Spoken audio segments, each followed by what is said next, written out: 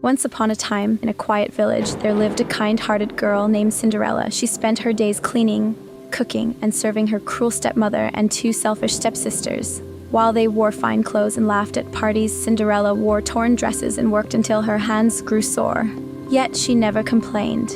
She believed kindness was stronger than cruelty. At night, when everyone else was asleep, she would sit by the window, staring at the glowing stars, whispering her dreams of a better life. One evening, a grand announcement spread through the kingdom. The king's son was hosting a magnificent ball at the royal palace, inviting every young maiden. Excitement filled the village, but Cinderella's stepsisters mocked her. "You? At the ball? Look at your rags." They laughed. Cinderella's heart ached, but deep inside she held a tiny spark of hope. She whispered to the night sky, if only one magic night could change everything. She didn't know that the stars above were listening, waiting to make her wish come true. The village buzzed with excitement as golden posters decorated every wall. The royal ball was announced to celebrate the prince's return from his travels.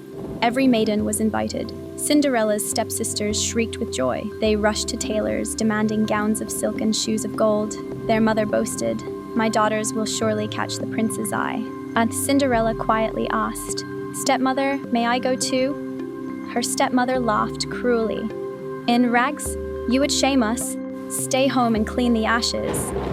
Tears filled Cinderella's eyes, but she forced a smile and helped her stepsisters prepare. She brushed their hair, tied their ribbons, and wished them well.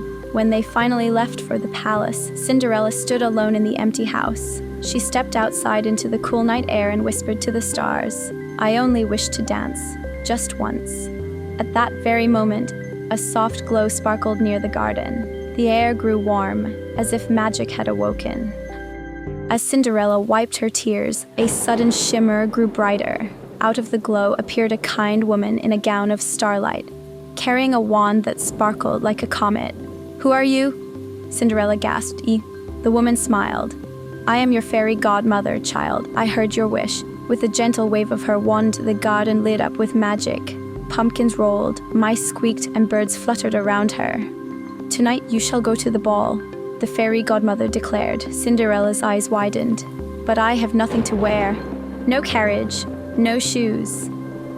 The fairy godmother chuckled softly. "Leave it to me." With a swish, the pumpkin grew into a golden carriage. The mice turned into horses, the lizards into footmen. Then, with a final wave, Cinderella's rags transformed into a shimmering gown, silver as moonlight, with glass slippers that sparkled like crystal. "Go, dear child," said the fairy godmother. "But remember, magic lasts only until midnight."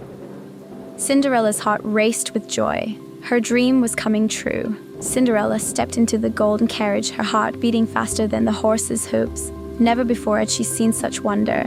The moonlight reflected on her gown, making her look like a princess already. As the carriage rolled through the village, people peeked out of windows, whispering in awe, "Who is she? She shines like starlight." Cinderella smiled shyly, holding her breath as the palace gates came into view. The royal castle towered above the land, its windows glowing with music and laughter spilling out into the night. The guards bowed, mistaking her for a noble lady. With grace, Cinderella stepped onto the grand stairs, her glass slippers glinting with every step. Inside the palace, chandeliers sparkled like captured stars. Musicians played soft melodies as nobles danced across the polished floor. Yet when Cinderella entered, the music seemed to pause. All eyes turned to her, stunned by her beauty. Whispers filled the hall. A princess? An angel? Even the prince, standing tall near the throne, felt his heart skip. He had never seen anyone so radiant. The prince, dressed in royal blue and silver, could not take his eyes off Cinderella. Something about her grace felt different from all others. He stepped forward, ignoring the noble ladies who tried to catch his attention. Bowing deeply, he offered his hand. "Would you honor me with a dance?" Cinderella blushed but placed her delicate hand in his. Music began again, softer and sweeter than before. Together, they moved as though the stars themselves guided them. The hall filled with whispers. Her stepsisters gasped in shock, not realizing the mysterious lady was their own sister. As the dance went on, the prince leaned closer and whispered, "I feel as though I have known you forever." Cinderella's heart fluttered. She wanted to tell him the truth, but fear held her tongue. Instead, she smiled and let the music carry her away. For that moment, she forgot her rags, her chores, and her sadness. She was living the dream she had whispered to the stars. Every noble in the palace watched in awe as Cinderella and the prince glided across the floor. Her gown shimmered with every twirl, and her glass slipper shone like stars. The prince's smile never left his face. "You're unlike anyone I have ever met," he said. Cinderella laughed softly, her voice like music. "Perhaps because I am simply myself." The night grew more magical with each passing song. They strolled through the palace garden where lanterns glowed among roses. They spoke of dreams, kindness, and courage. For the first time, Cinderella felt truly seen, but far away. The clock tower ticked closer to midnight. The fairy godmother's warning echoed in her mind. Yet in the prince's arms, time seemed to vanish. Her stepsisters, still unaware, fumed with jealousy. "Why does he not notice us?" they grumbled.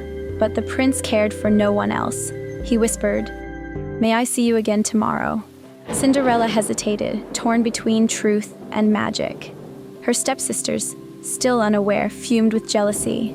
"Why does he not notice us?" they grumbled, but the prince cared for no one else. He whispered, "May I see you again tomorrow?" Cinderella hesitated, torn between truth and magic. The palace clock began to chime. Dong, dong! Cinderella froze. Her heart sank. Midnight. "Oh no," she whispered. She pulled away from the prince's hand. "Wait," he called, reaching for her. But she turned and fled. Her gown shimmered as she raced through the hall, the magic already fading. Nobles gasped as she dashed past them, her silver slipper slipping off her foot on the staircase. The prince picked it up, holding it close. "I will find you," he vowed. Outside, the carriage shrank back into a pumpkin, the horses into mice. Cinderella barely made it home before the final chime. Her gown was gone. She stood once again in her rags. Yet her heart still glowed with joy. For one night, she had been more than a servant. She had been herself, seen and cherished. She touched her remaining slipper, the only proof the night was real. The prince picked it up, holding it close.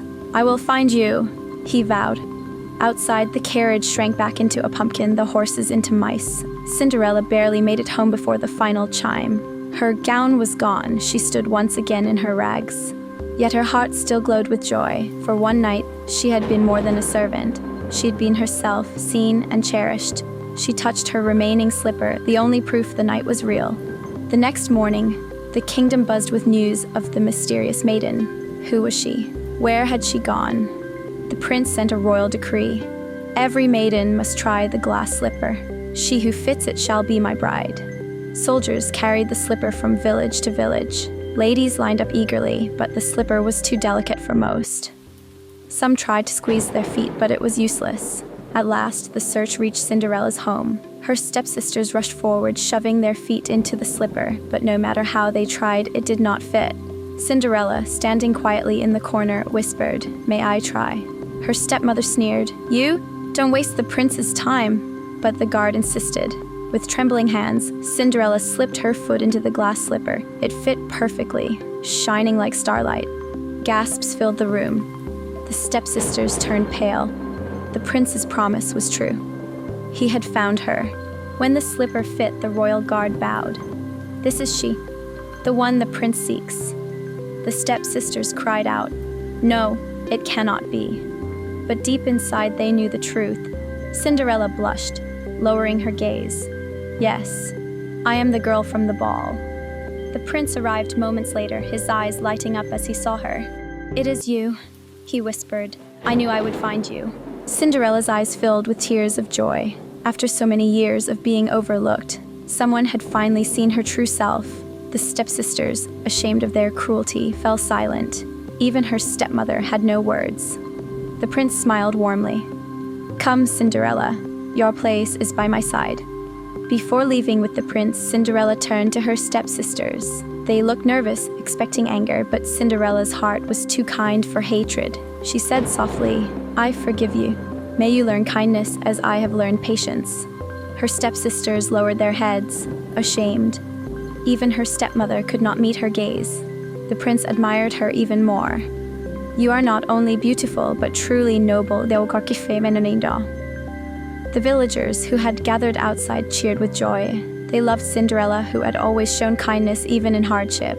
The fairy godmother appeared briefly in the crowd, smiling proudly before vanishing into starlight.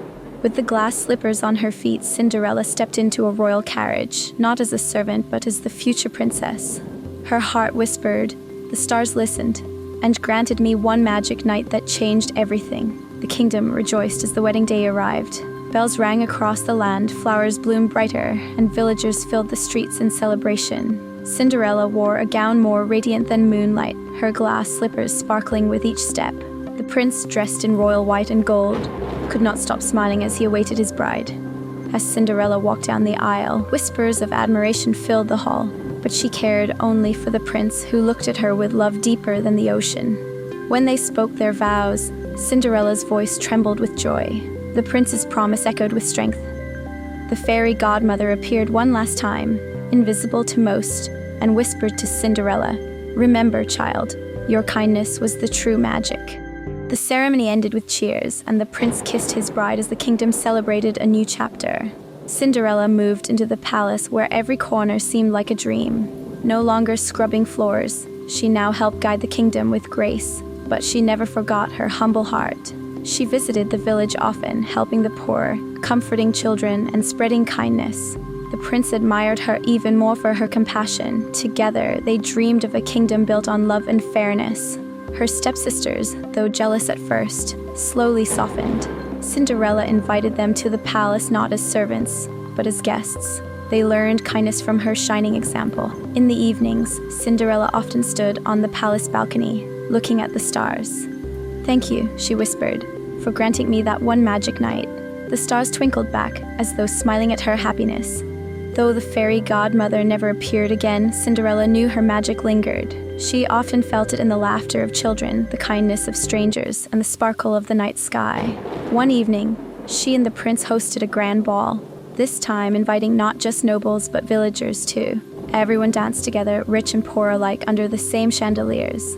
Cinderella twirled across the floor, her slippers gleaming, her gown flowing like moonlight. The prince whispered, "Your magic is not in spells, but in the love you give." Her heart swelled with joy. She realized that true magic was not the gown, nor the carriage, but the strength to believe in hope. And so, the kingdom thrived, not with fear or power, but with kindness and dreams. Image prompt 13.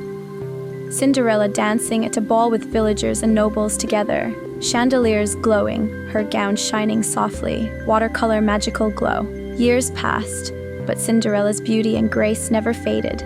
She became known not only as the queen but as the queen of kindness. She built schools for children, hospitals for the sick, and safe homes for the poor. Everywhere she went, people smiled and whispered blessings. The prince stood proudly by her side, always reminding others that his wife's kindness had captured his heart long before her crown. Cinderella often told her story to children, reminding them, even when life seems unfair, never stop dreaming. The stars are listening. Her words inspired many, and each night she still wore her glass slippers, not as jewels of pride but as symbols of hope. In the golden years of her reign, Cinderella often sat with the prince in the palace garden. They watched the stars, hand in hand, remembering the night everything changed. "Do you ever regret running from the ball?" the prince teased. She laughed. "If I hadn't, you would never have found me with the slipper." They both chuckled, their love as strong as the first night they danced. And as the stars glittered above, Cinderella whispered, "That one magic night gave me more than a crown. It gave me love, hope, and a life worth cherishing."